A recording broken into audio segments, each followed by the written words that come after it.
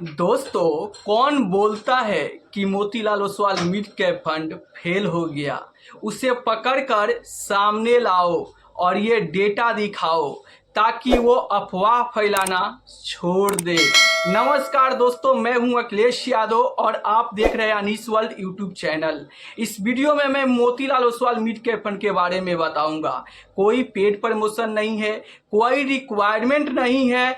इस वीडियो में मैं आपको वही बताऊंगा जो इंटरनेट पर डेटा अवेलेबल है। तो चलिए हम वीडियो को शुरुआत करते हैं। सबसे पहले अगर मैं यहाँ पर Motilal Oswal mid cap fund के बारे में बात करूं तो देखो, Motilal Oswal mid cap fund कल की तेजी में अपने इंडेक्स से भी ज्यादा तेजी दिखाया है। जी हां, अगर मैं यहां पर 25 मार्च 2025 की बात करूं तो मिड कैप इंडेक्स में आप देख सकते हो स्क्रीन पर, निफ्टी मिड कैप 150 इंडेक्स में यहां पर 2.34% का तेजी हुआ था। जबकि मैं Motilal Oswal mid cap fund की बात करूं तो आप देख सकते हैं अपने इंडेक्स से भी ज्यादा तेजी दिखाया है। Motilal Oswal mid cap fund में 2.44% का शानदार तेजी हुआ है। तो ये कल की तेजी में अपने इंडेक्स को भी पछाड़ कर और ज्यादा तेजी दिखाया है। यही नहीं, चलिए मैं आपको अगर फंड से कंपेयर करके दिखाऊं तो भी Motilal Oswal mid cap fund ने ज्यादा तेजी दिखाया है। अगर मैं यहां पर Nippon India mid cap fund की बात करूं तो आप देख सकते हो स्क्रीन पर, Nippon India mid cap fund में सिर्फ 2.29% का तेजी हुआ है, जबकि Motilal Oswal mid cap fund में 2.44% का शानदार तेजी हुआ है।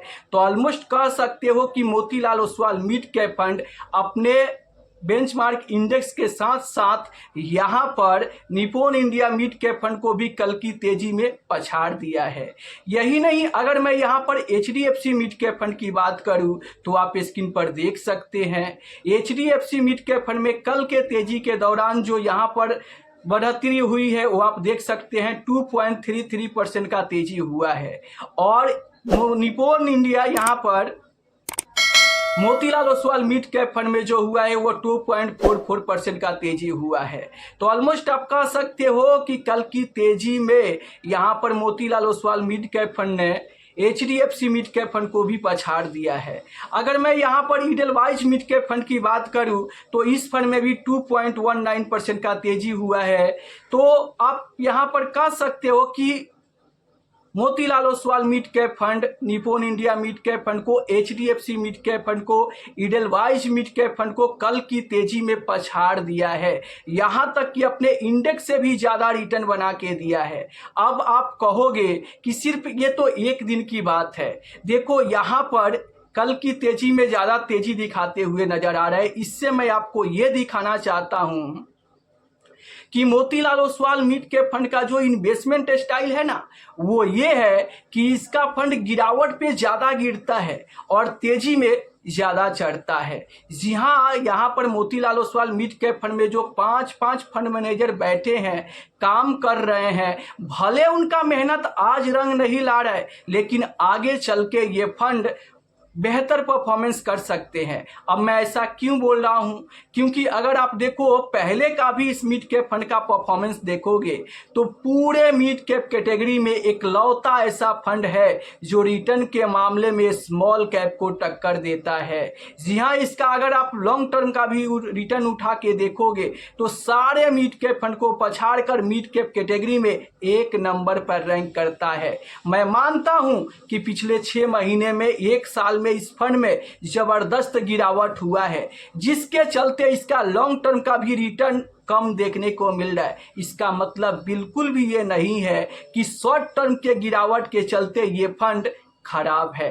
ऐसा कहना काफी सही नहीं होगा। मैं आपको यहां पर अगर कहूं तो डाटा के साथ भी हिस्टोरिकल, अगर आप इसका हिस्टोरिकल डेटा देखोगे, पास्ट परफॉर्मेंस देखोगे तो इसका पास्ट परफॉर्मेंस काफ़ी ज़्यादा स्ट्रॉन्ग देखने को मिलता है। और तभी तो इस मिड कैप फंड में इन्वेस्टर भर भर के पैसा डालते हैं। इस मिड कैप फंड का फंड साइज की बात करोगे तो लगभग 34,000 करोड़ का फंड साइज है और ज़्यादातर इन्वेस्टर के पोर्टफोलियो में Motilal Oswal mid cap fund मिलेंगे। क्यों? क्योंकि वो तो काफ़ी रिसर्च करके इन्वेस्टमेंट किए होंगे ना। तो जब ज़्यादातर लोग इस मिड कैप फंड में इन्वेस्टमेंट कर रहे हैं तो कहीं ना कहीं इस मिड कैप फंड में कुछ खास है। और अभी तो 5 फंड मैनेजर काम कर रहे हैं, तो हो सके कि आगे चल के ये फंड फिर से बेहतर करते हुए नजर आए। तो अगर आपके पोर्टफोलियो में Motilal Oswal mid cap fund है तो आपको क्या करना चाहिए। देखो, Motilal Oswal mid cap fund है तो आपको अपना SIP कंटिन्यू रखना चाहिए। अगर आप पहले से इस फंड में इन्वेस्टेड है तो आपको इन्वेस्टेड रहना चाहिए। अगर आप कोई इन्वेस्टर इस फंड में अभी इन्वेस्टमेंट करना चाहते हैं तो कुछ बातों को ध्यान रखें कि Motilal Oswal mid cap fund बहुत बहुत बहुत ज़्यादा रिस्की है। इसीलिए वैसे ही इन्वेस्टर को इस फंड में इन्वेस्टमेंट करना चाहिए जो इन्वेस्टर बहुत ज़्यादा रिस्क ले सकते हैं, क्योंकि ये फंड गिरावट पे ज़्यादा गिरेंगे। इस फंड में उतार चढ़ाव ज़्यादा देखने को मिलेंगे। तो जो इन्वेस्टर बाजार की उतार चढ़ाव को झेल सकता है और कम से कम 7 साल के लिए इन्वेस्टमेंट करना चाहते हैं, वैसे ही इन्वेस्टर को इस मिड कैप फंड में इन्वेस्ट करना चाहिए। वरना अगर आप चाहते हो कि मैं थोड़ा कम रिस्क के साथ इन्वेस्टमेंट करूं तो ऐसे मिड कैप फंड से आपको दूरी बना के रखना चाहिए, क्योंकि अगर आप ज़्यादा रिस्क नहीं ले सकते हो तो आप इस फंड की उतार चढ़ाव झेल नहीं पाओगे और गिरते हुए बाजार में बेचकर भागोगे, जिससे आपको भारी नुकसान हो सकता है। इसीलिए मैं आपको याद दिला दूं कि जब भी आप मिड कैप फंड में इन्वेस्टमेंट करने जाए तो कम से कम 7 साल का समय रखें। और आप अगर ज़्यादा रिस्क ले सकते हो तो आप Motilal Oswal mid cap fund में इन्वेस्टमेंट करें। वरना अगर ज़्यादा रिस्क नहीं ले सकते हो तो आप चाहो तो कम रिस्क वाले मिड कैप फंड में भी इन्वेस्टमेंट कर सकते हो।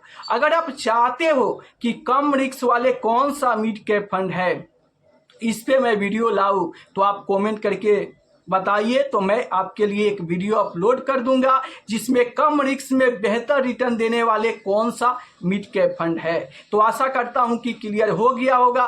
फिर मिलते हैं हम अगले वीडियो में, तब तक के लिए जय हिंद, जय भारत।